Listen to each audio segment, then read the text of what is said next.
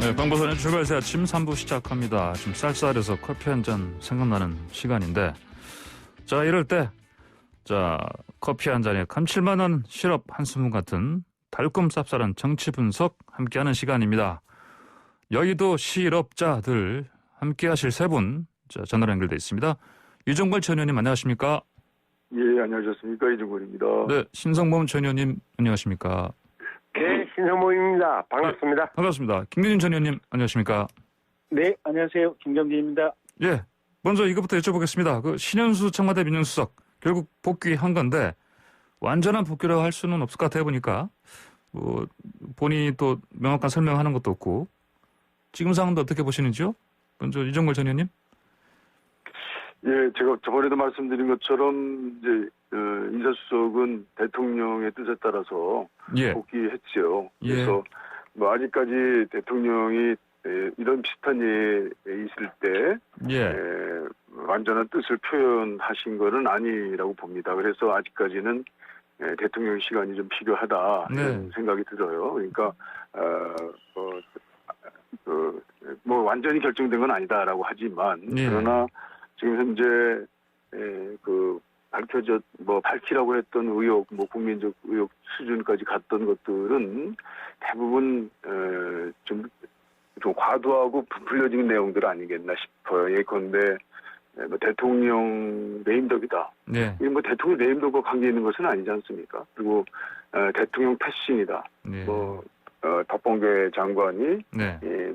민정수석의 뜻이 이제 대통령에게 전달되는 그 과정에서 예. 뭐 제가도 받지 않고 수석의 어떤 의견도 받지 않았다라고 하는 거 그런 것들은 아니다라고 청와대에서 분명히 했고요. 예. 뭐 그렇기 때문에 저는 이후에 이제 국정 후반기에 대통령께서 검찰의 여러 가지 문제점들은 바로바로 이제 진행하는 것으로 하고 예. 경제에 집중하시는 그런 기조로 돌아간다면 뭐 저는 민정수석의 업무는 이제 정상적으로 회복되고 잘 진행될 거다. 이제 이렇게 보는 것이죠. 네, 알겠습니다. 신성범 전 의원님. 신현수 수석 문제가 어떻게 정리됐습니까? 라고 물어보면은 예. 내가 명확히 답변할 수 있는 사람들이 별로 많지 않잖아요. 그러니까 모든 게 좀 애매모호한 상황이란 말이에요. 첫째는 그럼 신현수 수석이 과연 사의를 처리한 거냐? 다시 말하면은 그만두겠다는 뜻을 거둬들인 거냐? 예. 이게 아니라는 거 아닙니까? 그러니까 결국은 기자들이 집요하게 그때 그제 월요일 날 물어봐도 청와대 관계자도 그건 아니고 아주 일단락됐다니까요. 이 말만 반복했단 말이에요. 예. 그러니까 사의를 처리한 것은 아닌 것 같고 예. 두 번째는 그럼 신현수 수석 거치가 어떻게 되는데 그러면 신임했다는 거냐? 계속 뭐 언제까지 같이 간다는 사표를 사의를 수리했다는 게 안 했다는 이에 대해서도 답이 없어요. 그러니까 청와대 측의 답변이 뭡니까? 결국은 이건 대통령이 결정할 시간이 남았다. 예. 어떻게 대통령이 무슨 결정할지는 알 수 없다 이런 거잖아요. 그러니까 가장 중요한 거 사의를 처리했느냐, 앞으로 신수석 거치가 언제 어떻게 되느냐 명확하지가 않은 거예요. 그래서 제가 볼 때는 어떤 거냐면은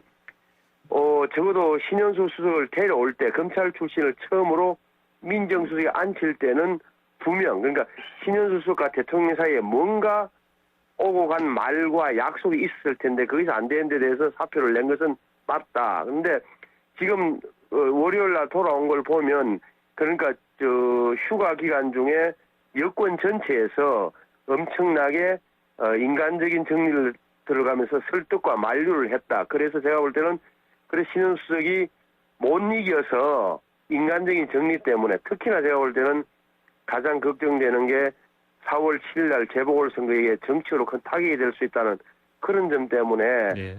어정쩡하게 봉합을 해서 사의는 처리하지 않았지만 일단 근무하는 것으로 돌아온 것으로 이렇게 어정쩡한 봉합된 게 아닌가 저는 그렇게 추리를 합니다. 알겠습니다. 김경진 전 의원님.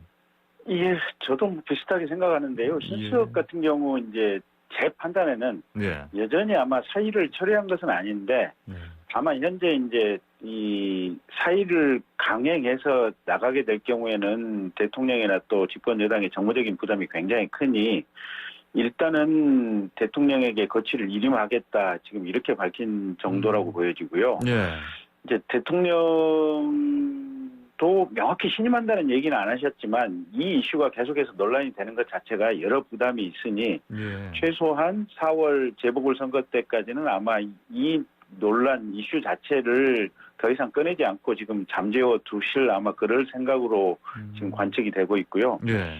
예, 핵심은 그런 것 같아요. 이게 이제 박범계 장관이 대통령의 인사권을 침해했느냐 하지 않았느냐 이 논란은 사실은 청와대에서 또 장관이 어떤 방식으로 대통령에게 결재를 받았느냐, 결재를 받은 시점이 어떻게 되고 가령 뭐 전화로 구두로 결재를 받았느냐, 예. 아니면 별도로 장관이 직접 면담을 통해서 결재를 받았느냐 이 부분만 명확히 밝혀주면 될 것이고 그게 그렇게 어렵지도 않은 문제인데도 예. 그걸 밝히지 않는 것을 보면 어쨌든 석연치 않은 지점이 분명히 있다. 저는 그렇게 보고 있습니다. 예. 그 김규현 의원도 어제 저 인터뷰할 때 그런 말씀 하시더라고요. 그러니까 전자 결제 난 부분 확인하면 되는 건데 간단하게. 자, 그러면요. 사실 이 신민정수석이 먼저 그만둔다, 또 만류했다, 다시 돌아왔다 이런 상황을 요즘은 이제 파동이란 말로도 불러요. 사태라고도 부르고. 근데 박범계 법무장관이 이번 파동이 이제 또다시 좀 검찰 탓이고 또 언론 탓이다 이렇게 이런 발언을 했습니다. 이 발언 왜 했다고 보시는지요? 예. 이종걸 예. 의원님. 예. 박범계 장관은 그냥 우선 기본적으로 예. 이 본인이 대통령 인사권자로서 본인은 보좌관이고 예. 역할을 하는 사람이다라고 하죠. 그래서 당연히 뭐 대통령의 재가가 있느냐 없느냐 기본적으로 그럴 수가 없는 거죠. 대통령 인사권자인데요. 예. 그러니까 이 대통령 인사권 행사에 본인은 뭐 이렇게 크게 잘못한 게 없는데 이런 문제가 발생한 데에는 이제 갑작스럽게 신수석의 그런 표현 이런 것들이 나온 것은 스스로는 나의 소통이 부족이다라고 해서 자기 자책을 했습니다. 예. 그렇지만 그거와 다르게 더 과도하게 나온 여러 가지 얘기들에 대해서는 검찰이 기존 검찰이 지금 있지 않습니까? 예. 장관의 행동을 예의주시하고 또 예전에 추미애 장관 때 서로 갈등했던 어떻게 보면 윤석열 총장과 관련된 여러 그 내용들이 있지 않습니까? 예. 그분들이 대통령 인사권 행사에 대해서 불만을 표출한 거다. 그리고 이제 그것을 언론이 받아서 사실은 풀리고 또 틀린 게 있고 어떤 경우는 아주 다른 보도를 한 것들이 있고 해서 그걸 확대 재생산한 것이다 라고 하는 보는 것이죠. 그러니까 이것 자체가 이미 이제 정리가 됐기 때문에 저는 박범계 장관의 첫 번째 인사로서 예의주시했던 소위 말하면 파동이니 사건이 이런 것들은 이제 해결이 됐다. 예. 저는 그렇게 박범계 장관이 스스로 확인해 준 것 아닌가 저는 그렇게 봅니다. 알겠습니다. 박 장관이 핀셋 보도되는 것은 그 자체로 범죄 행위다. 대책 강구한다. 이런 발언했거든요. 신성문 의원. 네. 그러니까 이거는 사실은 이제 지금 중간 간부들의 그 인사와 관련됐던 얘기인데요. 예. 전환관 차장이 기존 이루어지고 있는 사건에 대해서 임의적인 날카로운 인사는 좀 피해달라라고 한 것. 이것이야말로 대통령 인사권에 대한 어떤 검찰의 좀 악의적인 표현이다. 그렇기 때문에 이것은 여태까지 무슨 경찰 인사라든지 군에 대한 인사라든지 이런 것들에 대한 하마평 같은 건 있을 수 있단 말이죠. 그러나 그 하마평이 아닌 아주 구체적인 어떤 인사에 대해서 자기 의견을 제기하면서 만약에 그렇지 않을 경우에는 그에 대한 어떤 대응 조치를 하겠다, 불만의 표시를 하겠다라든지 이런 것들은 전체 국가 행정작용에 있어서의 인사 과정에 있어서 아주 과도한 남용이다, 입장 표출이다 이렇게 보는 것이죠. 그렇게 알겠습니다. 신성문 의원님, 저는 그러니까 검사장 인사니 부장검사 인사니 심지어 평검사 임모검사 인사까지도 언론에 보도되는 것 자체는 우스꽝스러운 행태인 것만은 분명해요. 예. 이렇게 우리가 국민들이 무슨 검사 인사까지 다 알아야 할 필요도 없는 건데 예. 근데 왜 이 정부에서 이런 문제가 됐냐면 생각해 보십시오. 이건 인사권을 정치적으로 활용했기 때문에요. 다시 말하면은 중요한 수사를 하는 부서나 검사장을 특정 정치 성향이 확실한 사람을 갖다가 중요한 포스트에 앉혀서 수사를 못하도록 만드는 것 아니냐는 의혹 제기가 이 정부 들어와서 이거 심해진 거예요. 예.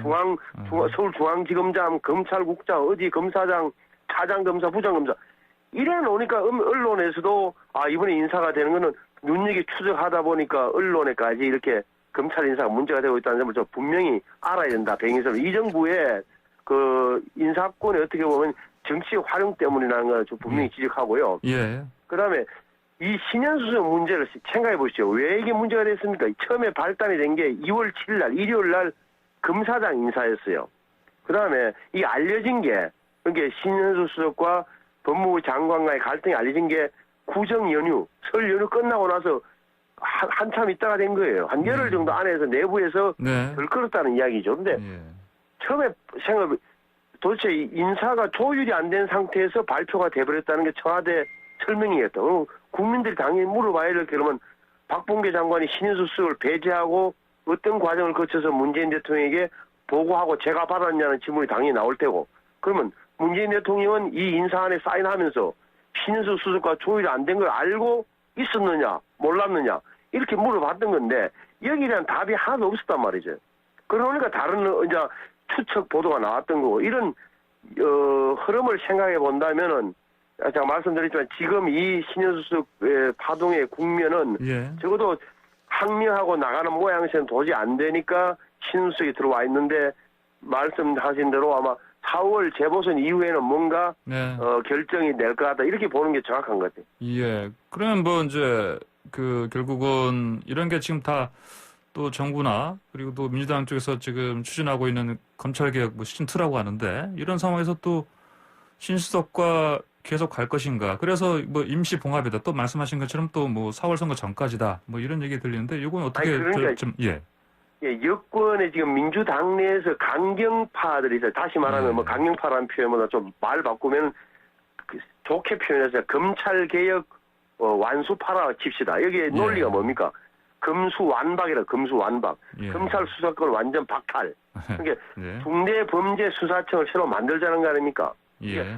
검경이 수사권 조정이 된 게 작년이고 그래서 올해 공수처가 출범했고 지금 이제 검사와 수사관들을 새로 뽑고 있는 과정이고 또 예. 경찰에서는 국가수사본부를 만들어서 지금 본부장을 뭐 후보자를 냈다는 게 언론 보도 봤습니다만 이렇게 돼 있는 마당에 다시 검찰이 갖고 있는 6대 범죄에 대한 수사권마저도 완전히 없애서 검찰청 공소청으로 만들고 중대범죄수사처를 만들자는 게 이분들의 주장인데 여기에 대해서 지금 보면은 뭐 여당이 민주당의 당론인지 아닌지도 모르겠고 애매모호한 상태란 말이에요.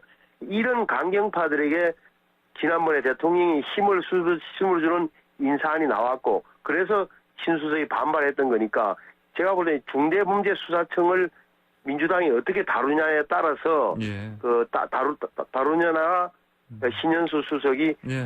장기로 가느냐 물러나느냐 좀 갈린 길이 될 거라고 봐요. 김현진 의원께서도 어떻습니까? 의견이 이거와 좀 연동되어 보십니까? 당연히. 예. 글쎄, 그러니까 이제 일단 홍보수석에게 이제 기자들이 그렇게 이제 집요하게 물어봤다는 거 아니겠습니까? 어떤 과정으로 결재가 이루어졌느냐. 예. 근데 홍보수석이 끝까지 대답을 안 했고 엊그제 국회에서도 지금 박봉계 장관이 대답을 안 했지 않습니까? 예.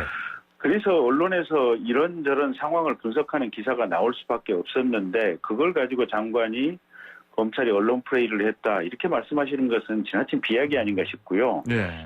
그 조남관 대검 차장이 무슨 이 검찰에서 공식적으로 뭐 공보관을 통해서 발표한 것도 아니고 예. 법무부의 지금 중간 간부 이 인사위원회에 당연직 위원으로 참석을 하면서 법무부 청사에 들어가는 과정에서 기자가 물어보니까 거기에 대해서 답변을 했던 내용 아니겠습니까? 예. 근데 그걸 가지고 또 검찰이 언론 플레이를 했다 이렇게 볼 수도 없는 노릇인 것 같고요. 이게 지금 현재 민주당 일각에서 추진하고 있는 제2차 검찰 개혁이라고 하는 것은 사실은 국가 제도를 개인 사유품처럼 취급하는 정말로 성급한 행동이다. 저는 그렇게 보고 있고요. 전 세계적으로 지금 검찰에 수사권을 안 주는 나라가 없습니다. 미국 같은 경우도 트럼프 전 대통령에 대해서 뉴욕주 검찰이 수사를 하고 있고요. 일본도 아베 수상 이 선거법 위반에 대해서 이 동경지검 특수부가 수사를 하고 있고요. 예. 뭐 바로 옆에 있는 중국 같은 나라도 공무원 범죄는 검찰이 전속해서 수사를 하거든요. 예. 이게 전 세계적으로 유례가 없는 입법례를 지금 뭐 전직 경찰 출신이라고 하는 황운하 의원 등을 비롯해서 예. 또 현재 재판을 받고 있는 최강욱 의원을 비롯해서 이런 사람들이 지금 이 개혁이라는 미명하에 검찰 해체 작업을 진행하고 있고, 이제 문제는 그래요. 공수처도 마찬가지고 가령 중대범죄수사청도 이게 입법화가 된다고 했을 때 예. 이게 제대로 수사 능력을 발휘하기 위해서는 최소한 7년 이상, 10년 이상은 긴 시간이 흘러야 내부적으로 수사 능력도 축적이 되고 수사 정보도 축적이 되고 여러 가지 어떤 기관이 제대로 이렇게 흘러갈 수 있는 최소한의 어떤 뭐랄까 문화랄까 역량이 축적이 되는 거거든요. 근데 예. 지금 공수처 들어온 지 아직 출범도 못한 이런 상황인데 이 상태에서 검찰을 해체해버리겠다? 예. 제가 보기에는 앞으로 한 10년 동안은 국가 전체에서 주요 사건, 뭐 재벌이라든지 권력자에 대한 수사 기능 자체를 완전히 마비시키고 없애버리겠다는 그런 발상 이상도 아니고 이하도 아니거든요. 예. 근데 그 모든 것이 작년에 조국 장관 때부터 생긴 어떤 검찰에 대한 원한에 의해서 시작된 것이기 때문에 이건 대단히 잘못된 흐름이다. 저는 그렇게 보고 있습니다. 예, 예, 알겠습니다. 자, 근데 이제 보면은 이종걸 전원님, 예, 국회 과정에서도 얘기를 했습니다만 과연 대통령의 재가를 받지 않고 인사 발표했냐라고 하는 정확한 물음에 물론 박 장관이 인사 과정은 초성에 말씀드릴 과정이 아니다라고 예. 본인의 신념입니다. 예, 그러니까 이 얘기까지 하기 시작하면은 인사에 관한 모든 미주얼 그 절차 사실은 인사권자는 대통령 아니겠습니까? 예, 대통령을 보좌하는 장관으로서 인사에 책임을 지고 있는 대통령의 영역까지 자기가 거론할 문제는 아니다라고 한 것이지 그것이 제가 받지 않았다라는 것을 인정하는 것은 아니죠. 그래서 네. 본인이 청와대 발표를 가름한다고 그러는데 청와대는 뭐였냐면 대통령 제가 없이 발표했다는 보도는 사실이 아니다라고 분명히 했어요. 예. 그러니까 저는 그거 가지고 이렇게 확대하는 언론들의 그런 태도에 대해서는 네. 저는 좀 보도는 할 수 있습니다만 그에 네. 대해서 이렇게 국민들이 크게 관심 갖지 않을 것 같고요. 그런데 이제 지금 신수석과 관련해서 또 이제 한 가지 문제가 지금 말씀하신 것처럼 이제 수사청이라고 하는 것, 6대 범죄, 말하는 부패, 경제, 공직자, 선거, 방위산업, 대형 참사 이렇게 6개 범죄를 검찰이 1차 수사권을 뒀지 않았습니까? 예. 그런데 지금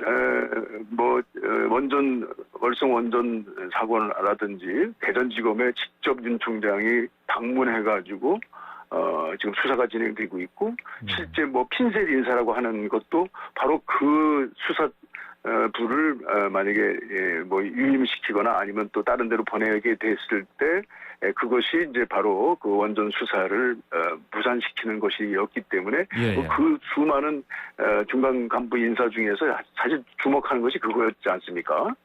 그런데 일단은 그걸 유임시켰어요. 어떻든 간에 그것은 윤 총장의 7월 재임까지가 시한부다라고 하는 것은 거의 알려져 있는 것으로처럼 보도가 되고 있어요. 사실 민주당도 이런 정치검찰, 예. 그야말로 대통령의 정치 공약 또 이런 문제 중요 정책에 관해서 검찰이 사실은 감사원이 수사 의뢰도 하지도 않았는데 그냥 먼저 시작을 했다든지 그리고 또 야당이 바로 고소해가지고 그걸 한 2주 만에 바로 시작한다든지 어떻든 간에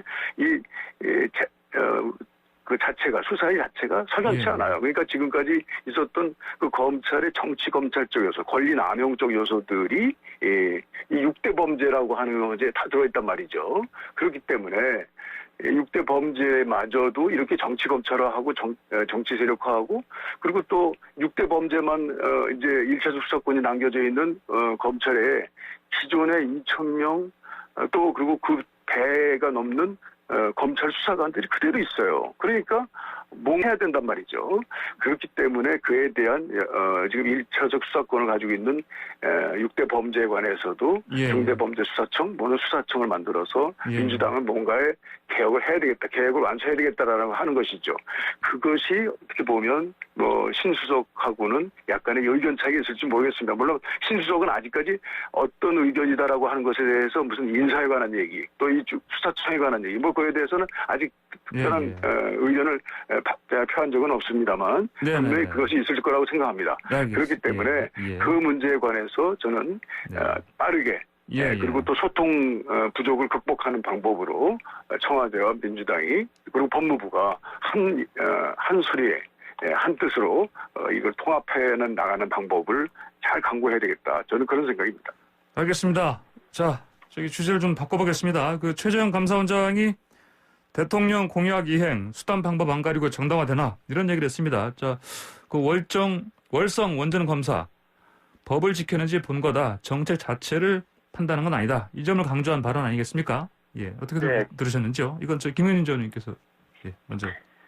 그러니까 이게 당연히 상식적인 얘기고요. 근데 이제 방금 이제 이종걸 의원님께서도 그와 관련된 검찰의 수사가 무슨 정치적인 수사라고 얘기를 하셨는데 이게 원래 월성원전 감사라고 하는 것이 국회에서 지금 감사원에 감사 의뢰를 했던 거 아니겠습니까?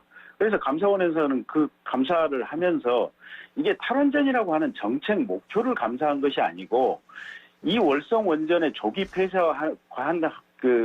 결정을 하는 과정에서 허위 경제성 평가를 했느냐 이 부분과 관련된 감사를 한정해서 한 것이고 거기서 많은 문제가 있다고 이게 밝혀지니까 민주당의 국회의원들이 수없이 이게 최재형 감사원장 물러나라 이게 어떻게 보면 대통령 공약에 반하는 감사를 한 것이 아니냐 쫓아내려고 무진장 이렇게 국회에서 발언들 많이 했지 않습니까?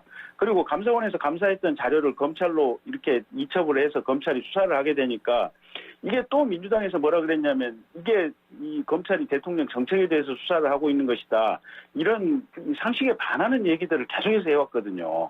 근데 올 연초에 대통령께서 연두 기자회견을 하면서 이거는 지극히 정상적인 감사고 제대로 된 감사를 했다라고 대통령께서 말씀을 하셨는데 그 이후에 또 여전히 민주당에서 백운규 산자부 장관에 대해서 영장을 청구하니까 또 정책에 대한 수사를 한 것이다라고 민주당과 청와대 일각에서 또 같은 얘기를 하고 있거든요. 그러니까 도대체 민주당의 생각은 뭐고 대통령의 생각은 뭔지 그리고 우리 국민들이 볼 때는 이건 감사원의 감사가 감사원장 얘기대로 이게 법치 행정을 하는데 위반해서 허위 내용의 어떤 평가 서류를 만든 것, 이 점을 가지고 문제를 삼는데 이게 도대체 잘못된 거라고 민주당은 여전히 보고 있는지 한번 반문을 하고 싶은 거고요.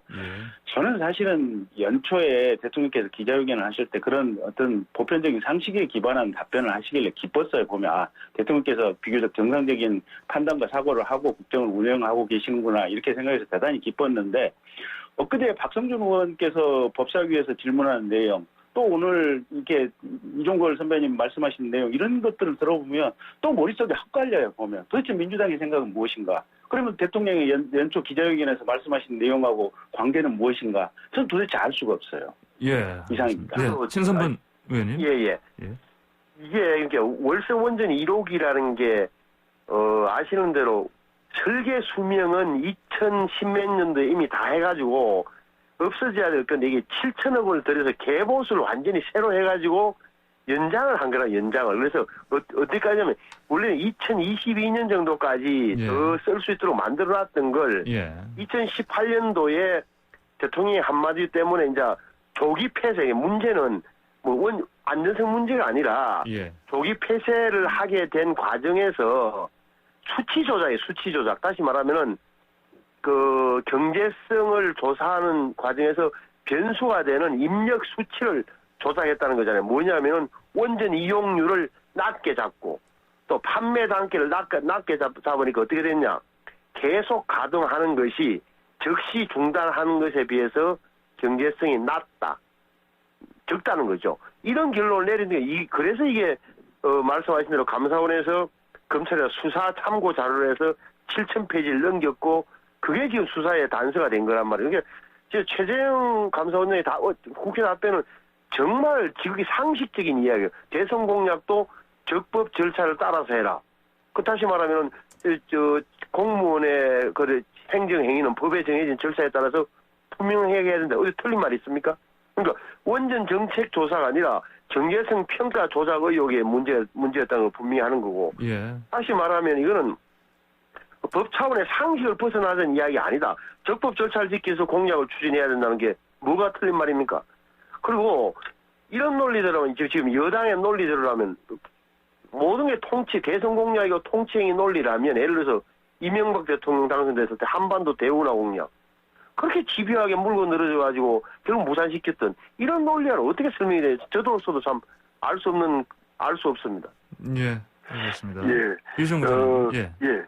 그러니까 우선 경제성 평가 과정의 절차적 적법성 그것을 감사한 것을 지금 이제 전번 감사원의 업무의 적정성을 벗어났다라고 하는 것은 뭐 그렇게 주장하는 분은 있지만 전반적으로 그것은 아닙니다. 그런데 그 과정에서 나오는 의사의 연결 하나의 시리즈로 이루어지고 있는 그 행위에 대한 공무원의 각자 행위를 하나하나 잘라서 그것을 형사사법 대상으로 그래서 그것을 핀셋으로 뽑아서 수사의 대상으로 한 것.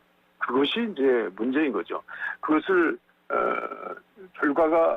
그 결과에 대해서 정치적 판단과 정치적 평가와 정치적 책임을 지는 것은 저는 충분히 있을 수 있다고 생각합니다. 그리고 대선 공약이 나중에 그 공약이 잘못된 공약으로 그 굉장히 큰 실수를 범한 정책적 미스에 대한 기록도 저는 있을 수 있다고 생각합니다. 그런데 감사원 감사가 그것이 바로 검찰에 이동이 되고 그것이 하나의 이제 수사의 근거가 되고 그래서 야당의 고소의 이제 이유가 돼버렸죠.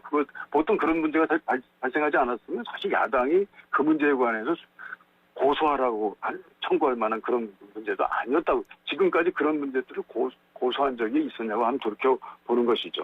예, 이전에는 좀 말씀을 좀 마무리해 주셔야 될 것 같습니다. 시간이 좀 달려갑니다. 예, 그래서 감사원의 감사 과정에서 이것이 수사 과정으로 이어지는 그 문제 그것들이 부적절했다라고 하는 지적을 저희들이 하고 있는 것이죠.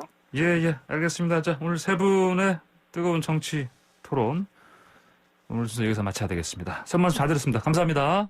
감사합니다. 네, 감사합니다. 네. 지금까지 이종걸 전 의원, 신성범 전 의원, 김경진 전 의원과 함께했습니다. 네, 황보선의 출발새 아침 3부 마칩니다. 잠시 4부로 돌아오겠습니다. 황보선의 출발새 아침 4부 시작합니다. 미얀마 군부 쿠데타 이달 초 1일부터 시작됐죠. 시작돼서 그때 당시에 수치 여사를 감금했고요. 그 이후에 조금씩 그 규모가 커지던 시위 지금은 굉장히 좀 거셉니다. 그래서 이 실탄 총격받고 지금 최소한 4명이 숨졌고요. 자, 시민들 분노가 지금 계속해서 지금 높아지고 있습니다. 공무원 등도 총파업에 나서고요. 지금 수백만 명이 이제 거리에서 군부를 규탄하고 있습니다. 미얀마에서 19년째 거주하고 계시죠. 양곤 세종학당에서 한국어 가르치고 계시는 천기용 교수님 전화 연결됐습니다. 천 교수님 안녕하십니까? 네, 안녕하십니까? 예. 지금 현재 미얀마 상황, 어떻게 좀 새롭게 변하고 있는 게 있습니까? 네, 2월 1일 쿠데타 발생하고 지금 24일째죠.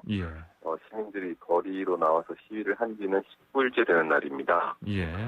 그동안 앵커님 말씀대로 안타까운 희생과 강경 진압으로 부상을 입거나 체포된 사람도 있습니다만은 22일 최대 규모의 이제 시위가 있었고 하지만 다행히 평화로운 시위가 이어졌고요. 어제 같은 경우에는 큰 사고나 이런 부분은 발생하지 않았습니다. 그게 이제 시민들이 최대한 분노를 억제하고요. 비폭력 평화 시위를 이끌어 나가기 위해서 서로 독려하면서 노력하고 있는 것 같습니다. 방금 제 22일 대규모 시위 말씀하셨는데요. 그때 상황 좀 전해주시죠. 어땠는지. 네, 그 20일 그 최대 규모가 조금 이제 폭발하게 된 게, 네. 20날 오후에 또 총격 그 강경 진압이 발생하면서, 예. 그날만 3명의 희생자가 발생을 했거든요. 예.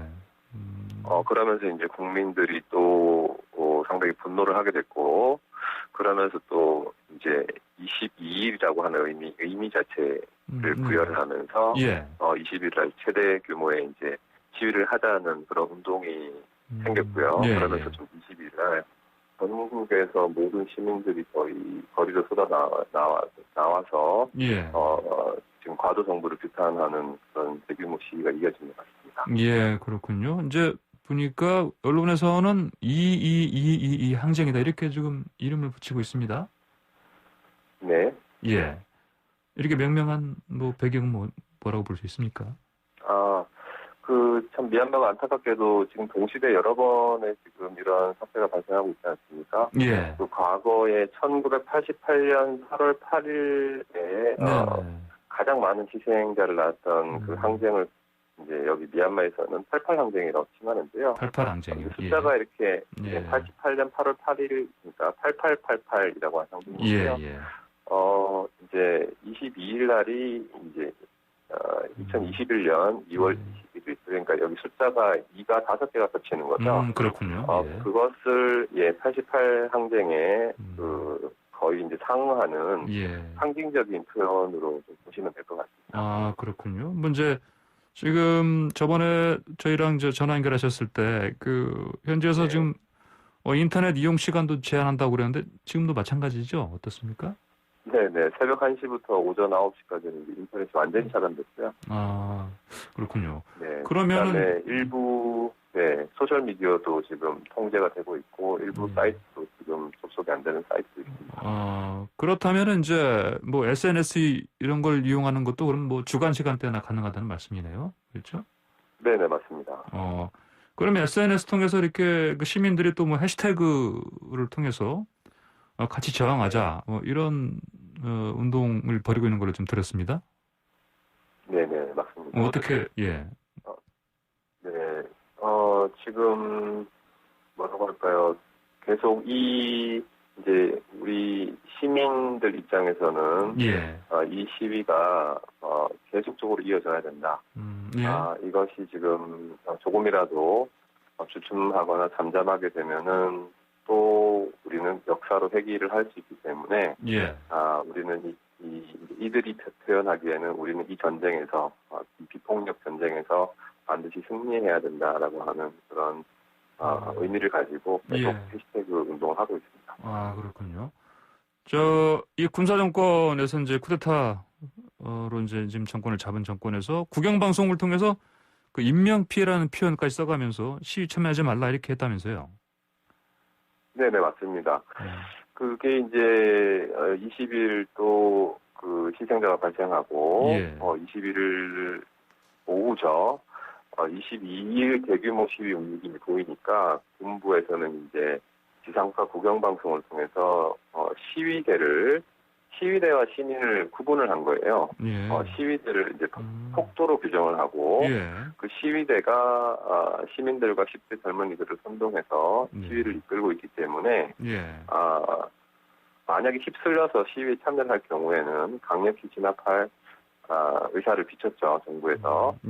하지만 이제 국민들은 그것을 이제 무시하고 22일 우리가 좀 걱정을 많이 했습니다만 또 예상을 뒤엎고 전국에서 최대 규모 인파가 거리로 쏟아져 나왔습니다. 예, 그렇군요. 자, 그런 상황이 되면은 이전에 뭐 이를테면 그 군부 정권에서요. 이전에 뭐 조직폭력배라든지 이런 사람들을 석방했던 게 있지 않습니까? 뭐 그런 것도 그렇고 그래서 주변 치안이 좀 어떻습니까? 예. 지금 야간에는 지금 계속 치안이 안 좋고요. 그래서 이제 거주지에서는 시민들이 이제 자율방범대를 조직해서 야간 순찰을 계속 하고 있고요. 제가 지금 살고 있는 아파트 단지에도 단지 내 젊은 친구들이 이제 방범대를 조직해서 야간 내내 방법을 쓰고 있습니다. 아, 그러시군요. 네. 자, 그러면은 근데 뭐 또 양곤에서요. 양곤에서 그 시위대가 좀 약간 독특한 방식으로 시위를 했다는 뭐 얘기도 들었습니다. 네네. 예. 요즘 이제 많이 네네.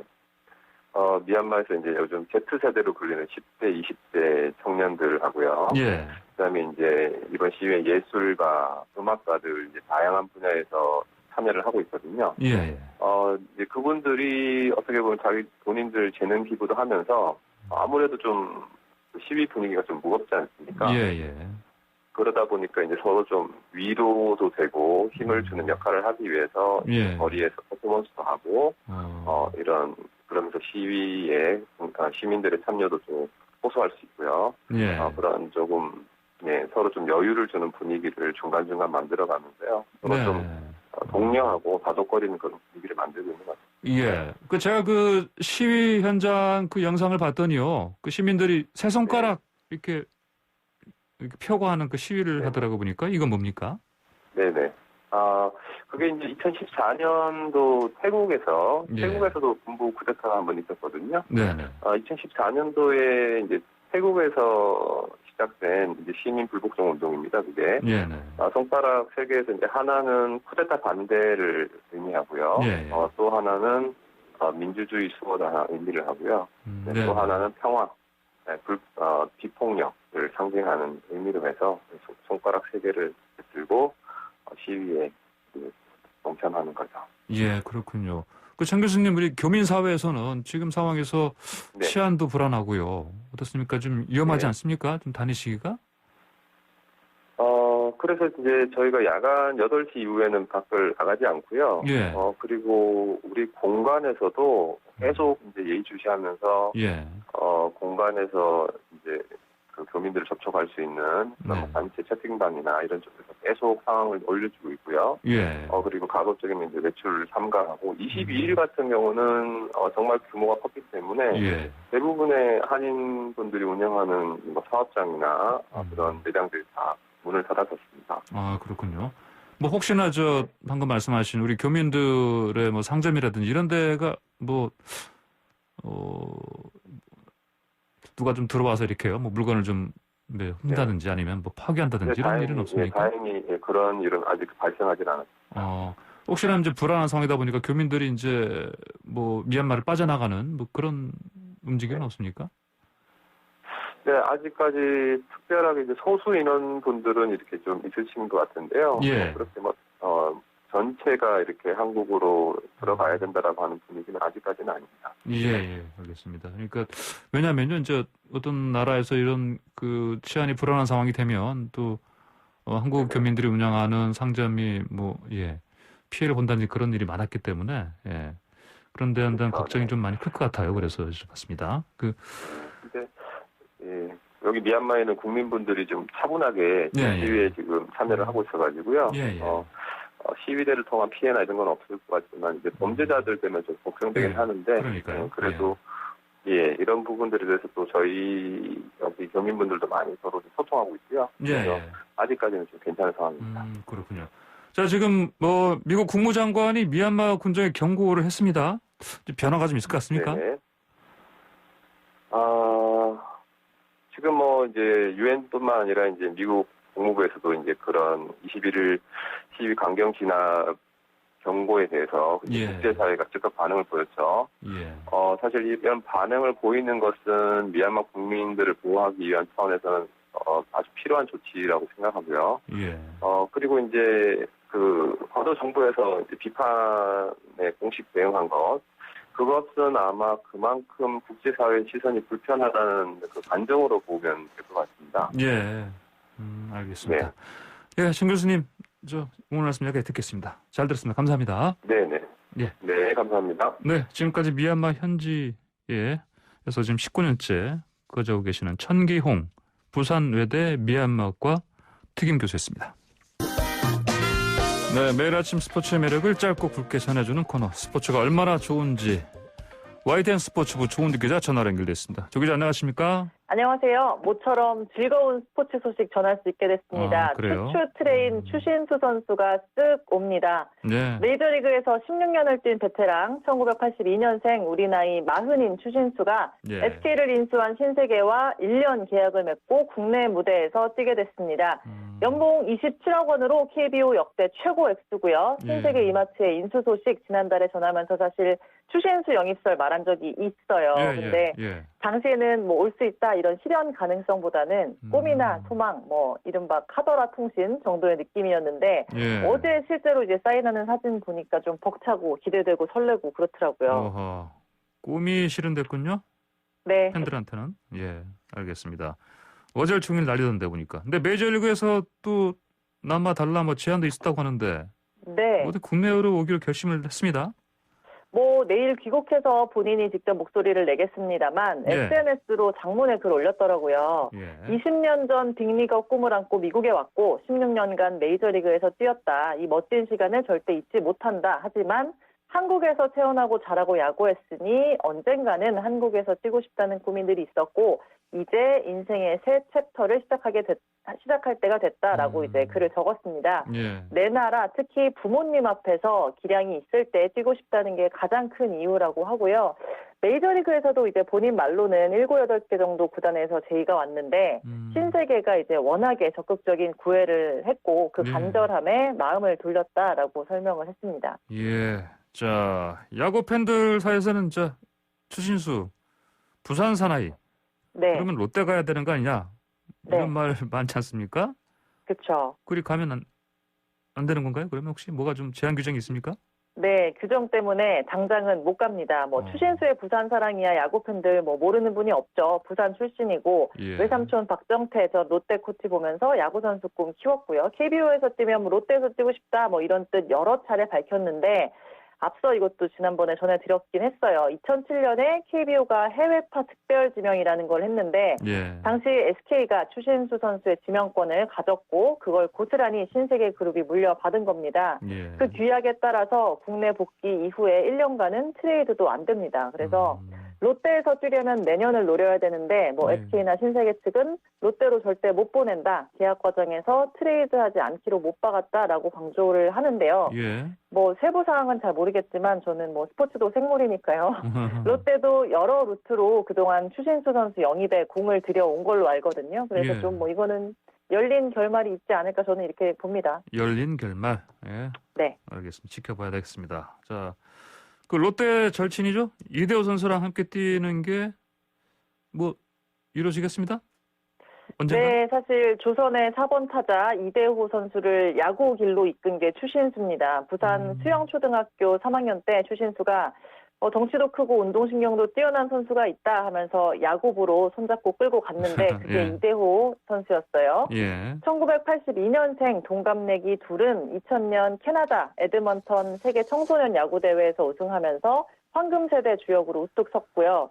이후 추신수는 미국에 갔죠. 그리고 뭐 그동안은 맞대결이 좀 없었는데 지난 2016년에 이대호가 미국 시애틀 입단하면서 텍사스 추신수와 나란히 선발 출전해서 만난 적이 있습니다. 추신수가 이제 출루해서 1루를 지키던 이대호와 만났는데 서로 빙긋 웃으면서 엉덩이를 툭 치는 모습 제가 어제 다시 봤는데도 좀 뭉클하더라고요. 그래요. 공교롭게도 추신수 선수의 KBO 데뷔전이 롯데와 4월 3일에 있습니다. 뭐 개막전부터 추신수와 이대호 절친의 맞대결이 펼쳐지는 거라서 최고의 흥행 카드가 될 수 있을 것 같고요. 이대호 말고도 이제 또 다른 동갑내기 오승환과 맞대결도 흥행 카드입니다. 오승환 선수는 추신수에게 공을 뿌려본 유일한 KBO 리그 투수예요. 그럴 수밖에 없겠죠.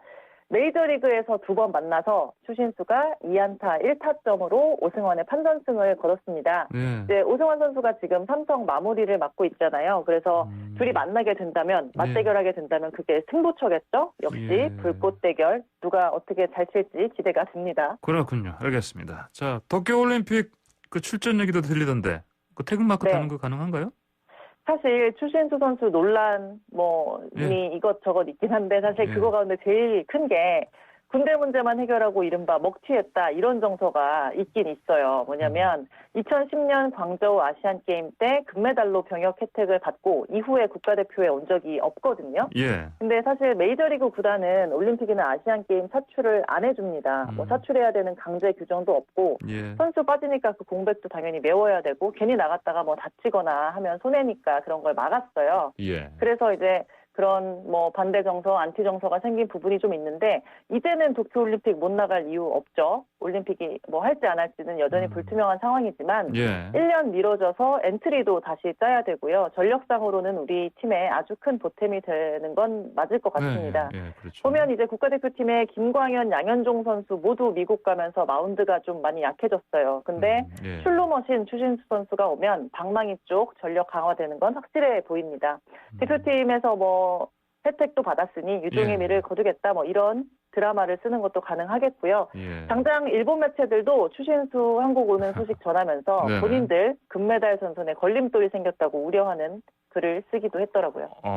추신수 선수 등장하니까 금메달 전선 자기들이 따놓은 당상 같은 그러니까요. 그처럼 앞방에서 얘기를 하니까 했다가 아무래도 예. 기대가 좀 큰 것 같은데 예. 뭐